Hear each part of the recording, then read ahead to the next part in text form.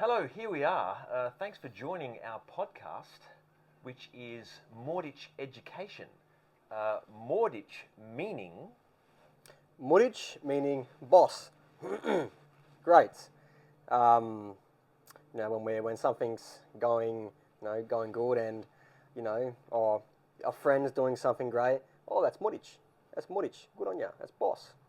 Okay, so it's a real positive word. It's a positive word. Okay, that's it's a real good. positive word. Yes. Yeah, so we're looking at positivity and something that's going really well. Yep. And so Moorditj Education, I've chosen education, all about learning. Education coming from the Latin word educare, meaning to draw out, to draw out of someone. Oh, I never knew that, Andrew. Yeah, because in a lot of teachers we have this idea of like putting the knowledge into a student, but I always like to think of that, educare meaning to draw it out of someone. So it's there, there. We just have to draw it out as teachers. You have to extract it. Yeah. So I'm very excited because likewise in this podcast, we are two phenomenal people. Yes. And we are going to bring two very strong and deep and unique perspectives. Yes, and the most important thing, we're going to bring ourselves. Definitely. Going to bring ourselves. Excellent. Yeah, I've loved how you said that first, because that's what it's all about. Yeah. We're going to share our personal perspectives. Exactly right, and that's what we need. We need to talk truth, be honest, and give all we got. Brilliant. And as we go along, you'll learn a little bit about us and what we're all about. And speaking of which, well, let's tell them. How did we actually meet? That was a bit of a story. I'll let you. It's a bit of a story. Yes, it's funny actually. So one day I was coming back from my studies. I study at Moorditj Education training, where I do my Cert 4 in mental health. And I was coming back from the train station. I was at Rockingham train station, and Andrew, funny enough, he come up to me and he said, "Hey, what do you do?" And he saw the bag. I've got the bag here. Yeah. He saw the bag, and he was very curious because I think you knew about the training service. Yes. Anyways, didn't you? Yes. So we had a bit of a discussion about, what he does and, some of the things that he wants to do. And, I spoke a bit about what I'm doing and some of the things I want to do. And from there, we exchanged numbers and look where things are. That's right. It's beautiful how the world conspires once you're on your path and you're doing the things that you're doing. Everything will start to come forth and show itself, whether they're doors opening up or fantastic people coming through those doors. And that's also what I want to talk a little bit about today.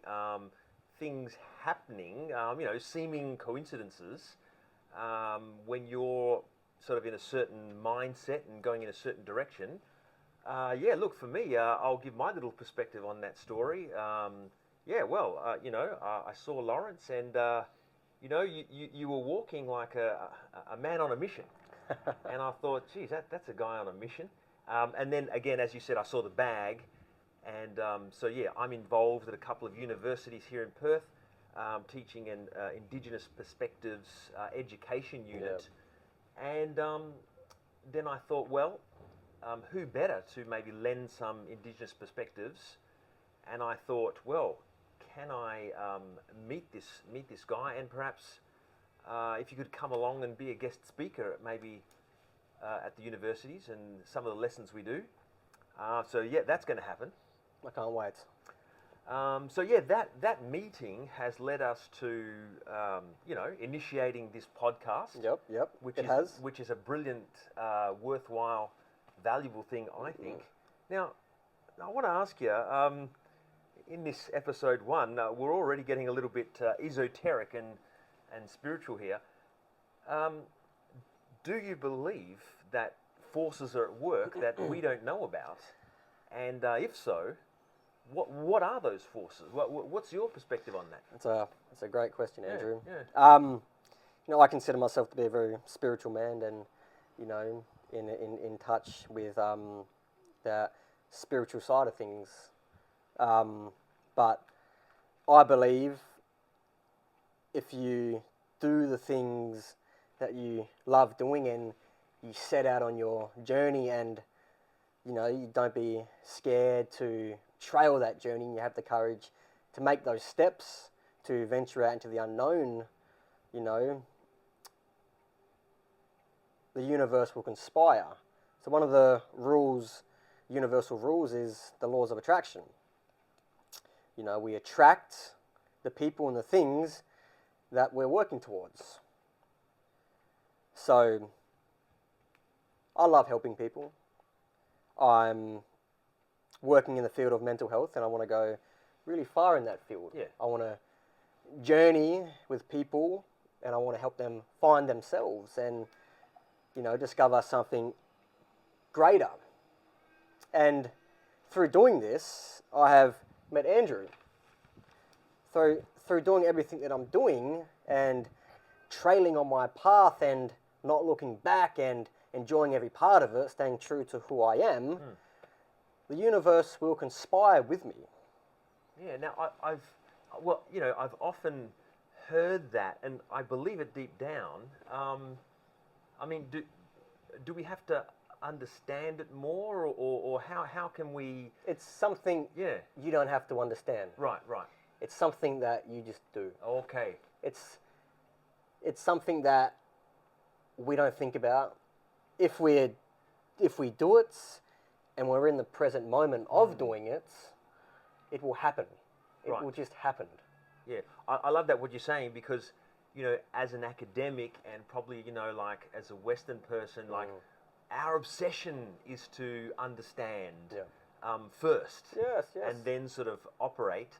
I'm also involved in a bit of like drama teaching at university, so that's all about just doing it, and it's not about thinking about it first and then going about it, but just doing it. But I see what you mean. I agree with what you're saying. The most important thing is that we don't live in the past, we learn from it. We don't live in the future because we haven't yet been there. If we stay in the present moment of where we are now, this is where the true magic happens. Some of the most successful people are successful because they have mastered the present moment. Now, so how do we master the present moment? I'm a tennis player, and like a lot of it sometimes in tennis is actually just forgetting about things, forget about tomorrow and yesterday, and just be in that moment. Yes. And you hear a lot about mindfulness and all that sort of thing.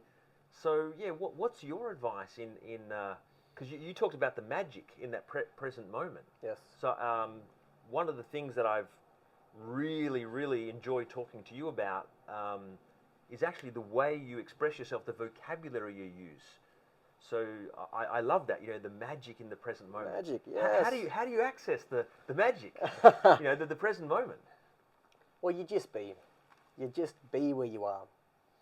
There's no point thinking of tomorrow, because once we think of tomorrow, it can overwhelm us. The past is already done. Yep. We have to learn from it. But here, where we are now, this is where we build that man in the future. In this moment, as I like to say, where the magic happens, this is where we can truly find ourselves. Because we're not worried about anything else but here and now. So would you recommend, like, is it a constant reminding of yourself, or like a talking to yourself, like saying to yourself, look, tomorrow's tomorrow. Tomorrow's tomorrow, Past is past. Is it a constant reminding of yourself, or do you take a breath? Do you listen to a bird chirping, or what do you do? Well, if we're not here in the present, we miss the little things. Yeah. We miss the little things. We miss the time with our family. We miss that important time with ourselves. And we miss the little things around us. Because life is our greatest teacher. Life is our greatest university. If we are present with everything around us and living in the midst of the moments, we will see more, we will obtain more, because we are so focused of where we are now, here in this moment. All right, so so for those listening and watching, I'm talking with Laurence Fuster, my good friend, and we're talking about different perspectives on education, learning, but expanding that idea of learning to, learning in your life, not just institutionalized learning in school and university. Yes. So yeah, you're talking about the magic in the moment, and The magic, yes. Now, tell me a little bit about your background, and how that sort of influences your kind of access to, the universe and the spirituality, or do you think it does, your background? It's a big question, Andrew. That is a big question. So my background, coming from a small family, my mother, my grandmother, my brother, and myself. We've been through a bit of an ordeal growing up and seeing things that a lot of people shouldn't have to see or experience.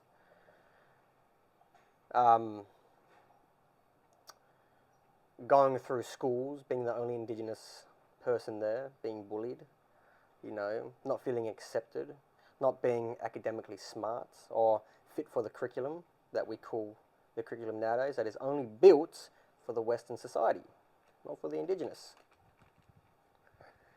It was hard, and growing up was very difficult. We had a lot of great things, and when I say difficult, I mean difficult within myself. So many trials and objects and barriers that I had to face as a young Indigenous man. Not knowing how to regulate myself, not knowing how to find myself, and I was young. Kids do what kids do, I am blessed with a fantastic mother. She is truly amazing, one of the strongest women that I have had the pleasure to have in my life. Absolute woman who empowers herself and is just a force to be reckoned with. My grandmother as well. These two are my rocks. These two have taught me so much in my life and continue to teach. Further growing up, I ended up getting stuck into, drugs. I ventured on that path of crime. I lost myself within that process. But I don't regret any of it. Because that journey and those times that I faced made me who I am now. The man that I am. Because I've obtained so much wisdom through life experience. Being in and out of prisons. I've only recently been released from prison. And that time in prison, I learned so much about myself. 2.5 years of finding yourself, you can learn and you can find so much with being in the present moment. When I was in there, I created a program called the Self-Discovery Program. One of the first programs of its kind, because here within this program, it's an inner educational program. We learn about ourselves and who we are, but most importantly, who we can become. We ask questions, we get deeper within ourselves, we understand our character, our morals, our values, our strengths and weaknesses, and so on. We learn about ourselves within the process, and I know I did. I struggled with mental health for many years. One of my biggest ones was social anxiety and anxiety in general through drug abuse that was buried so deep within my mind, I couldn't find access to a path that allowed me to venture out of that. Until It's funny until the opportunity of going to prison. And I say an opportunity because it was an opportunity to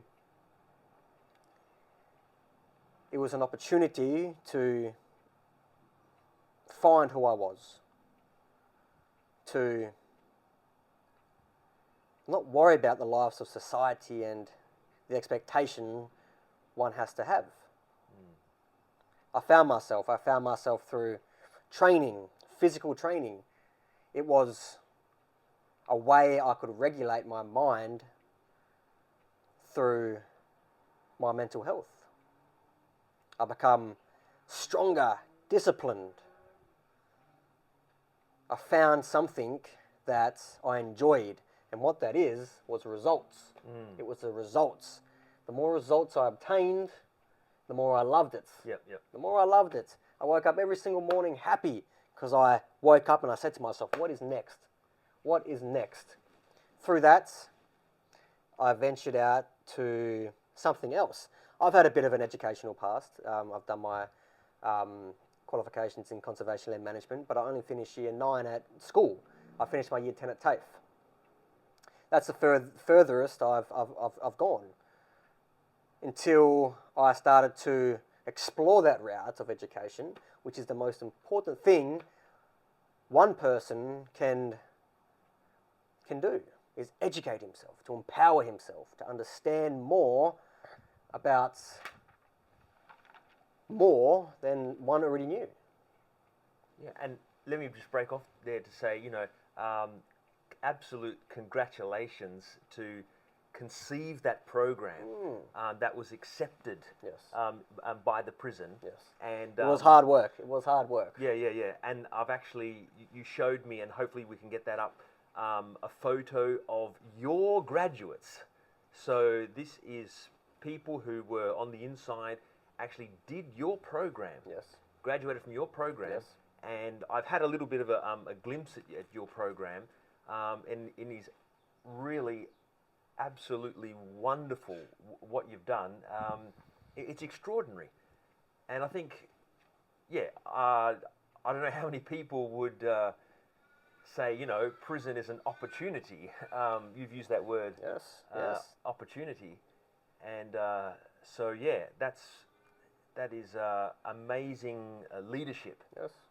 And that's why I see you as such a valuable person for Appreciate that, Andrew. For everyone, for our community. Well, for me, I'm looking at, from my perspective, for the university students I work with. But yeah, you're going to help a lot of people. And I was joking a couple of weeks ago. I said, well, just be careful that you don't, become prime minister or president one day.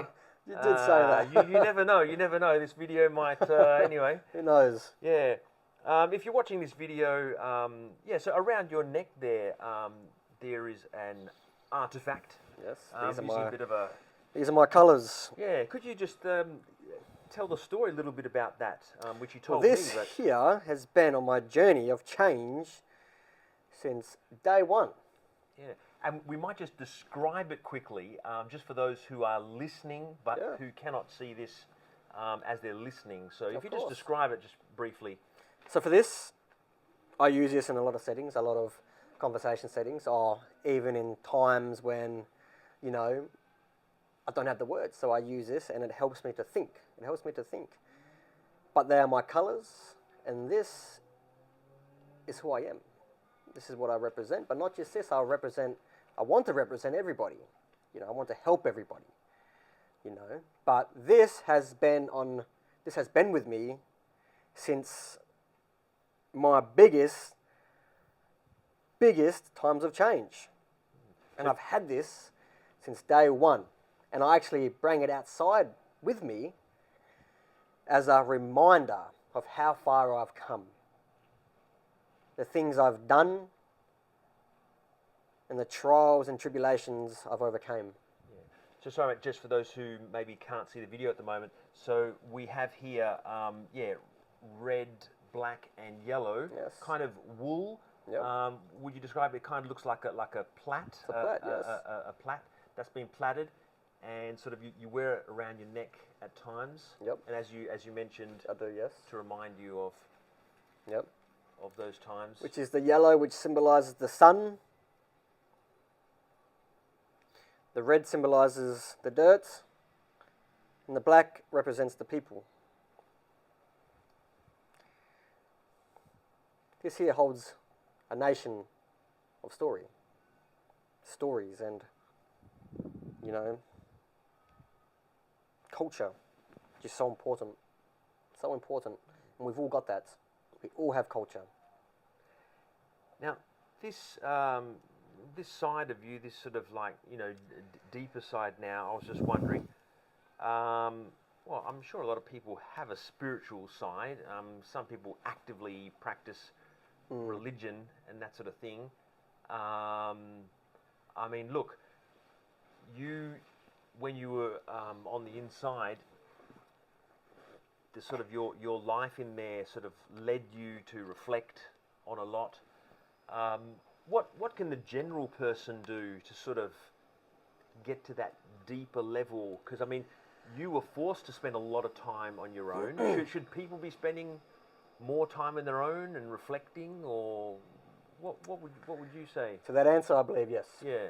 I believe that once we start to sit with ourselves more, to be present with ourselves more, to understand ourselves more, to work with ourselves, and just to be ourselves, to find who we are. And through these times, so much will come out of that. So much. Because I believe that, you know, true success, it comes within us. It's not about the externals. That's irrelevant. That is so irrelevant. Yep. Once we start to venture into ourselves and to start to understand who we are as an individual, to love ourselves, to work with ourselves, and to continue to grow. And how do we get off those externals? Because I mean, I think we always find ourselves like drifting back to them. Like we have moments like, yes, I need to love myself, I need to accept myself. But then, you know, maybe after a week we're saying, yeah, I want the money. We're all worried about the I externals. want the success. Yes, the materialistic things, the house, the money, the car, you know, the lavish lifestyle. But that is irrelevant. True success comes within here. Once we find who we are, once we understand who we are, and start to work on ourselves, and start to succeed within ourselves, and start to journey the unknown, the darkness that lies within. Yep. Because true change is scary. It is frightening. Yeah. Some of us don't want to change, but some of us don't know how to change. We want to change, but how do we do it? And it's so scary once you start to do it, because what we're actually doing is we're stepping out into that unknown, the abyss of the darkness. Yeah. The ocean, a place where we've never ventured before. It is truly, truly scary. So you know? what could be just like the very first, for people listening or watching, what could be just the very first little step to start taking that journey of change, which is petrifying, which is terrifying. You talked about the abyss, the darkness. What could just be a first step that people could take? I know sometimes life just pushes you into it sometimes, but yeah, anything that people could do as just a bit of a first step? The first step you take is asking one question. That's, who am I? Who am I? And if you do not know the answer to that question, then you start to find the answers. Right. By understanding the small things. Sure. Understanding your strengths. Yep. What are your strengths? What are your weaknesses? Mm. You know, what are your morals? What are your values? Your perspectives on life? Your views on life? Yeah. You know, who are you? Who are you? These are the answers that will help find that, especially if we don't know that. To build that character, to build yourself up from the ground up. Some of us walk this earth, walk in life not knowing who we are, because we've actually never sat with ourselves to ask these daunting questions. Yeah. You know, who do I want to be? Who am I? Mm. Who do I want to become? Yeah. Well, You know? I think that's And yeah. I think the biggest one is the most important one, to understand our mindsets. Yep. Our mindset is the most important thing. It's the most important thing. Yeah. Well, I think that's I think that's a very simple but very actionable. That you can do that. Change You know, it's is something you can start. Yeah. Change doesn't come in words; it comes in action. Yeah, definitely. We can talk about it, but a dream is just a dream. There's no action involved. True. We can all talk about it. If I want to say, look, I want to be a millionaire, or I want to be the next prime minister. It's only action. It's only words. They're only words. Yeah. Anyone can say this. Yeah. But until we do it, until we show we can do it, actions speak louder than words. True. And in the world we live in, and if we want to help, we have to stop talking. We have to start to take action. We have to start doing. We have to start showing. We have to start paving the way for everybody in this world and for the next generation to come. Mm-hmm. We have to empower one another and just be who we are. Yep. That's what we have to do. Right, now, just on that note, and maybe just to finish this episode, we're talking about forming good relationships. And, you know, this was very, very a fortunate situation. I think it was, the universe was at work. I do agree. I believe that, yes. Now, my last little thing I wanted to say. So, I saw the good in you. And I saw the gold in you, and I think, and I hope that you saw the good in me. Of course. And maybe the gold in me. How do we get that happening more between people? Like, you know, I see the good in you. I see the gold in you. So do we just go up to people at the Rockingham train station? Well, if it worked for us, it could work for other people. Who knows? People. So you reckon just take that bold step? Yeah, having the courage to do it. Because at the end of the day, I like to say that we're all family. Right. You know? Yep. We all are from the same planets. We're all from the same planets. Yep. We're all members of planet Earth. Yeah. We're all from this place. We are born from the earth and we go back into the earth. We are all brothers and sisters. We have to bring back that human interaction, that human connection. Yeah. We have to bring that back into society, whether it's going up to a person, saying hello, starting a conversation. Yeah. You know, nice shoes. Yeah. Love your haircut. Yeah. You know. Something genuine, something authentic. Genuine, authentic. You know, and having the courage to do it. You know, and building those human relationships that we all should have. Yeah, it is scary. I mean, it is very scary. It is scary to approach someone because you don't know how you don't know the reaction. How it's going to be perceived. But maybe it's all about that intention and an open heart and say, you know, like I noticed where you worked and asked you a question. It's not easy. It's not easy. Not easy. No, it's not. But I think if we saw the good in each other a bit more, that could certainly, bode well for better relationships. Yes, anyway, of course. Yeah. It's beautiful how the world works, you know. But we just have to come back. We have to come back to who we are as a people, and we have to start to work with each other, not against each other. You know, it's the most important thing to bring back that human interaction, to learn and to hand down that knowledge to the next people. Well, Laurence Fuster, thank you, Thank you very a much, million Andrew. for joining me today. Absolute pleasure. I would love it if you join me for another episode, maybe a few more episodes. I'm looking forward to I it. think we've got a lot more to say. Yes, I believe we do. No worries. See you next time. See you next time.